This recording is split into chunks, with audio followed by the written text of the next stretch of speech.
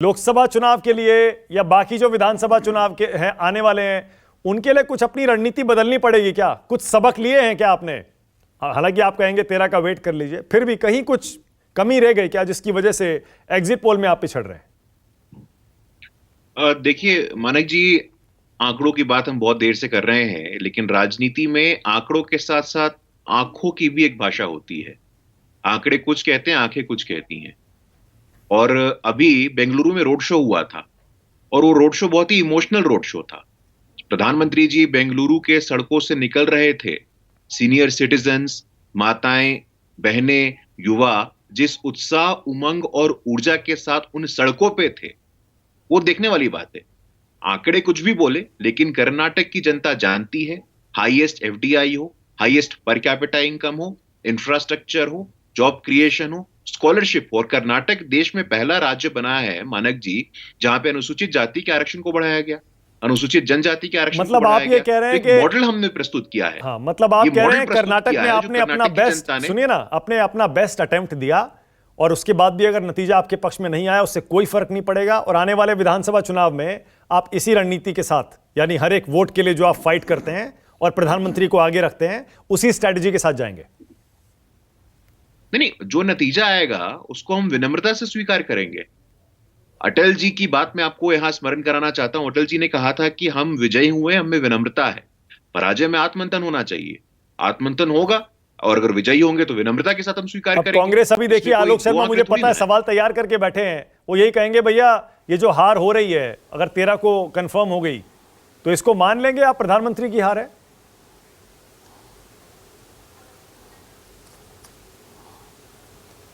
गुरु प्रकाश, मुझसे आलोक जी से? हाँ, आपसे पूछ रहा हूं, मुझे पता है आलोक जी यही पूछने वाले हैं। अभी मैंने मन पढ़ लिया उनका, तैयार करके बैठे हैं, क्योंकि सारे कांग्रेस प्रवक्ता यही पूछ रहे हैं आज। नहीं, देखिए, जैसा कि मानक जी, अभी किसकी हार है, किसकी जीत है, अभी 2 दिन पहले मतलब इंपेशेंट नहीं होना है। 2 दिन थोड़ा और वेट करना है और देखना है। निश्चित रूप से विजयी होंगे तब भी आत्ममंथन होगा, पराजय होंगे तब भी आत्ममंथन होगा। हम आत्ममंथन करने वाला संगठन है, आत्ममंथन करेंगे हम। अभी कुछ क्यों कहना। आलोक शर्मा जीत गए अगर आलोक शर्मा, तो ये किसकी जीत होगी? राहुल गांधी की होगी या सिद्धरमैया की, डीके शिव कुमार की होगी? मैं समझता हूं कि बिल्कुल कलेक्टिव जीत होनी चाहिए, क्योंकि ग्राउंड पे मैंने देखा सिद्धरमैया जी का भी जादू है, मैंने डीके शिव कुमार जी की भी मेहनत देखी, और एक एक कार्यकर्ता को मजबूती से लड़ते हुए भी देखा। और सेंट्रल लीडरशिप का जो मेहनत रही, 20-20, 22-22 सभाएं करना 15 दिन के अंदर, उनका भी पूरा सहयोग रहा। मुझे लगता है कि सबकी कलेक्टिव जीत होगी और कहीं पर भी कहीं उसमें कोई संशय नज़र नहीं आ रहा है। लेकिन इतना ज़रूर है कि कर्नाटक का चुनाव, मैं फिर कहूँगा, एक ट्रांजिशन होगा, एक लैंडमार्क होगा। जिस तरह से 1978 में इंदिरा जी वहाँ से चिकमंगलूर से जीत कर आई थी और फिर सब कुछ बदल गया था 2 ही साल के अंदर, लगभग उतना ही समय है। और अगले साल तक, जब तक लोकसभा का चुनाव आएगा, बीजेपी मुद्दों पर आना इसके लिए मजबूरी होगा बीजेपी के लिए। और जिस दिन मुद्दों पर आ जाएगी उस दिन इनका सूपड़ा साफ हो जाएगा, क्योंकि बिना मुद्दों के चुनाव लड़ते हैं ये तो तमाम। आज तो देख रहा हूँ मीडिया के बहुत सारे एंकर्स तो बेचारे दवाई लेके खाएंगे, आज तो नींद नहीं आएगी उनको, सोएंगे रात को तो 20 mg और 25 mg 30 mg की दवाइयाँ लेनी पड़ेंगी। कई तो ऐसे लोग हो गए हैं, उनके चेहरे पता नहीं कैसे हो गए। मानक जी तो हंस रहे हैं, अरे भाई वो मतलब कैसी बैटिंग कर रहे थे पिछले 1 महीने से, तो हमारे तो समझ ही नहीं आई। अच्छा, तुरंत मोदी जी का फोटो हटाया, तुरंत नड्डा जी को बैठाया वहां पर। जब भी कोई चुनाव होना होता है तो उस वक्त पार्टी की आला कमान का दायित्व क्या होता है? पार्टी कोई भी हो, आला कमान का सबसे पहला काम ये होना चाहिए, जो कि होता भी है, कि वो उस इलाके में जो पार्टी की शक्तियां हैं उनको एकताबद्ध करे, उनके मतभेदों का उन्मूलन करे, और अगर कोई बहुत ज़्यादा गड़बड़ कर रहा है तो उसको दंडित करे, कोई भी तरीका अपनाए। अगर आला कमान प्रभावी है, अगर उसके पास दूर की सोच है, अगर पहले से वो उस राज्य की समस्याओं से वाकिफ़ है और सब चीज़, तो ऐसा वो करेगा। मतलब जो है, तो यहाँ पे मुझे लगता है कि भारतीय जनता पार्टी का आला कमान, जो मेरी निगाह में बहुत ही शक्तिशाली है, बहुत ही प्रभावी है भी, मतलब जो है, वो कर्नाटक में अपनी शक्तियों के बीच में एकता नहीं रख पाया। मतलब आप ये फैक्टर मानते हैं कि जिसकी उसी की वजह से नहीं, मैं 5, 7, 10 सीटें, 15 सीटों का नुकसान हो गया? ये तो बहुत आसानी कह सकता है कि भाई मोदी जी के दरवाजे पे ठीकरा फूटेगा, या नड्डा जी के दरवाजे पे ठीकरा फूटेगा, या येदियुरप्पा के दरवाजे पे ठीकरा फूटेगा। इस बात से अलग हटते हुए मैं कह रहा हूँ, जो एकता मुंबई में, येदियुरप्पा में और दूसरे लोगों में दिखाई देनी चाहिए थी, वो नहीं दिखाई पड़ी। इसी तरह हिमाचल प्रदेश में हुआ था, जो ठाकुर परिवार में, धूमल परिवार में, और जो जयराम मुख्यमंत्री थे, मतलब है, उन लोगों के बीच में जो एकता होनी चाहिए थी, वो एकता वहाँ नहीं दिखाई पड़ी। तो ये आपसी सिर्फ फुटबॉल के कारण, एक शक्तिशाली पार्टी होने के बावजूद, संसाधन संपन्न पार्टी होने के बावजूद, इतना प्रबल नेतृत्व होने के बावजूद, भारतीय जनता पार्टी 2 राज्यों में मात खा चुकी। मतलब आपको लगता है कि अगर कर्नाटक के यही नतीजे होते हैं तो अगर ये दरार नहीं होती, अभी तक नहीं दिखी होती, और ये दो चार बड़े नेता छोड़कर गए हैं पार्टी चुनाव से ठीक पहले, वो नहीं जाते, आपको लगता है कि नतीजा 5, 7, 10 सीटें बेटर हो सकता था बीजेपी? निश्चित रूप से। देखिए, चुनाव तो बहुत इसी तरीके से लड़ा जाता है। अगर आप जहां एक सीट के ऊपर चुनाव लड़ा जाता है, और जहां पे ये तो फर्स्ट पास पोस्ट सिस्टम है। अगर आपको 10 वोट भी ज्यादा मिल गए तो वो सीट आपके पक्ष में चली जाएगी, और आपको एक निर्वाचन क्षेत्र में 50,000 वोट से आप जीते, तो हो सकता है दूसरे कई निर्वाचन क्षेत्रों में आप 100 वोटों से हार जाएंगे, तो आप सत्ता से बाहर हो जाएंगे। गुरु प्रकाश, मानते हैं आप ये कमी रह गई, असंतुष्टों को मना नहीं पाए, और जो पार्टी में फूट पड़ी, दूसरी एक और छोटी सी बात को रोक नहीं पाए? आपकी पार्टी में आज असंतोष दिख रहा है, उसका एक ये भी कारण है कि आपने पिछली बार सरकार कैसे बनाई थी। सरकार आपने बनाई, जो आपके खिलाफ विधायक थे उनसे आपने इस्तीफा दिलवाया पहले, उसके बाद में आपने सरकार बना ली तोड़ के। तो उसके बाद आपकी पार्टी में बहुत से ऐसे लोग आ गए जो कि आपके साथ हमेशा से निष्ठावान नहीं थे, आपके साथ थे ही नहीं। अब उसके बाद में पहले से जो आपके वफादार लोग हैं और जो नए लोग आए हैं, उनके बीच में पार्टी में संघर्ष पैदा होता है। फिर आपको बहुत सारी तिकड़में करनी पड़ती हैं उस पार्टी में, टिकट बांटने में, ये सब, उसमें बहुत दिक्कतें पैदा होती हैं। जो अतीत में आपने राजनीति की थी, वो राजनीति आज आपका मुंह चढ़ा रही है। गुरु प्रकाश, नहीं, देखिए अभय जी, ऐसा है कि चुनावों के पहले आया राम गया राम की संस्कृति कोई पहली बार हुआ है क्या? अक्सर होता आया है। हर चुनाव के पहले, बिहार विधानसभा चुनाव के पहले, कर्नाटक विधानसभा चुनाव के पहले, हर विधानसभा चुनाव के पहले कुछ लोग आते हैं, कुछ लोग जाते हैं, और हर पॉलिटिकल पार्टी में होता है।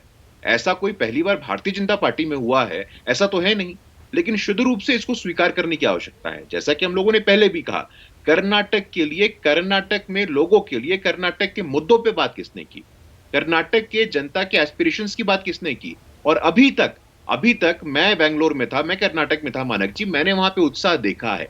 अभी भी जो हमारा बूथ लेवल का कार्यकर्ता, आज कर्नाटक में भारतीय जनता पार्टी का जो संगठन है, उस संगठन को समझने की आवश्यकता है, शक्ति केंद्र को समझने की आवश्यकता है, बूथ को समझने की आवश्यकता है।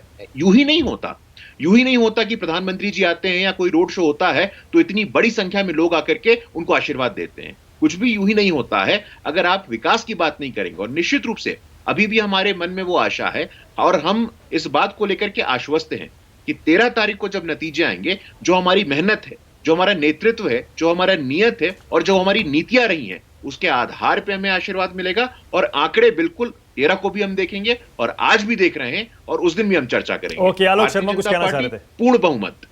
बोलिए आलोक शर्मा। देखिए, मैं समझता हूं कि वो हनुमान चालीसा में एक चौपाई की पंक्ति है, संकट कटे मिटे सब पीरा, जो सुमरे हनुमत बलबीरा। कर्नाटक के लोगों के जो संकट थे वो काफ़ी हद तक कट गए, ऐसा नज़र आ रहा है इस पूरे एग्जिट पोल से। उन्होंने भाजपा से मुक्ति पा ली है, ऐसा लग रहा है। और बजरंगबली तो भाई सजा देने में मास्टर हैं। शनि भगवान को जो प्रताड़ित किया तो नीला बना दिया शरीर। आज भी शनि भगवान नीले ही रूप में दर्शन देते हैं। तो हनुमान जी जो है वो छोड़ते नहीं है भाई। रामचंद्र जी तो फिर भी छोड़ देते हैं, हनुमान जी नहीं छोड़ते हैं। वो तो लंका में भी आग लगाए थे। तो इस बार जो उन्होंने सीता मैया और रामचंद्र जी को छोड़ के और बजरंगबली जी की सवारी करने के चक्कर में जो ये राजनीतिक सवारी जो की इन्होंने, मुझे लगता है वो कहीं ना कहीं इनको नुकसान दे गई है। गुरु प्रकाश बहुत अच्छे प्रवक्ता, आज भी वो बड़े विनम्रता से जवाब दे रहे हैं। लेकिन इतना बता रहा हूँ कि इस बार अब कर्नाटक की चुनाव के बाद मुद्दों की राजनीति करनी होगी। अब कर्नाटक ने बता दिया है कि हमारा तो नाम ही जो है वो कर और नाटक, कि कर और नाटक पे विराम, अब कि जो नाटक होता है इस पर विराम लग जाएगा। एम्बुलेंस घुसेगी, फिर एम्बुलेंस खड़ी रहेगी, फिर एम्बुलेंस को रास्ता दिया जाएगा, फिर मोदी जी ने पहले बायां हाथ उठाया, फिर मोदी जी ने दायां हाथ उठाया, ये सब बंद हो जाएगा। अब लोग पूछेंगे गैस का सिलेंडर जो है 1160 रुपये का है, उसको कम कैसे करोगे। अब जनता पूछने लग गई बेरोजगारी इतनी चरम पर कर दी, 22-23% कर्नाटक में पहुंच गई। और लेकिन बीजेपी के प्रवक्ता भाई, मैं गुरु प्रकाश जी को एक्सक्लूड करता हूं, गंजों को कंघी बेचते आज बड़ा रहम आ रहा है अबे आपको भाई गुरु को भी प्रकाश 2-4 कंघी दे दें, कहीं कोई दिक्कत नहीं। चक्कर क्या है? क्या ये तो वजह ऐसा क्या है मतलब आलोक पुलिंदा जी? बनाते हैं आप तो लोगों का, बीजेपी प्रवक्ता को किसी को ऐसा छोड़ते नहीं है। पुलिंदा गुरु बनाते प्रकाश पर हैं। इतना रहम क्यों आ रहा है आपको? इतना प्यार क्यों आ रहा है आज? गुरु प्रकाश भाई के संस्कार बहुत ही सभ्य हैं और मैं बिल्कुल छोटे भाई के रूप में देखता हूं। मेरा इनसे कई बार झगड़ा भी होता है टीवी चैनल्स पर, लेकिन कभी अगर मैं गलत भी होता हूं तो मुझे आत्मग्लानि होती कि नहीं, मैंने शायद मैं ही गलत था। मैं मतलब ओपन ऑन एयर कह रहा हूं इस बात को। लेकिन बहुत से प्रवक्ता इनके ऐसे हैं, वो इटली से शुरू होते हैं और पता नहीं कहां पहुंच जाते हैं। एक बात कहूं, मतलब एक प्रवक्ता महाराज ने तो हनुमान चालीसा पढ़नी शुरू की, सारी गलत पढ़ दी। मैंने कहा भाई गलत मत करो यार, ऐसा मत करो आप लोग। तो इन लोगों ने जिस तरह से प्रभु राम को नहीं छोड़ा। गुरु प्रकाश एक रिस्पांस उसके बाद राजस्थान में था तो बजरंग बली, कमेंट और दूंगा आपको। मध्य प्रदेश में था तो बजरंग बली में जो था वो बजरंग बली मध्य प्रदेश में जो थे वो आदिवासी हो गए थे। बोलिए उनकी चालों को अब जनता समझ गई, एक्सपोज हो गए हैं लोग। ओके, और आने वाले चुनाव में जनता इनको माफ नहीं करेगी। गुरु प्रकाश सुन लीजिए सर, अब सुन लीजिए। नहीं, देखिए ऐसा है कि कांग्रेस के अधिकृत राष्ट्रीय प्रवक्ता बजरंग बली पे इतना बड़ा सत्संग और प्रवचन दे रहे हैं आपके शो पे, मुझे लगता है ये हम लोगों की जीत है। इतना लंबा कांग्रेस पार्टी जिसका दूसरा नाम तुष्टीकरण है, जिसका दूसरा नाम माइनॉरिटी अपीसमेंट है, वो बजरंग बली पे इतना लंबा प्रवचन दे रही है।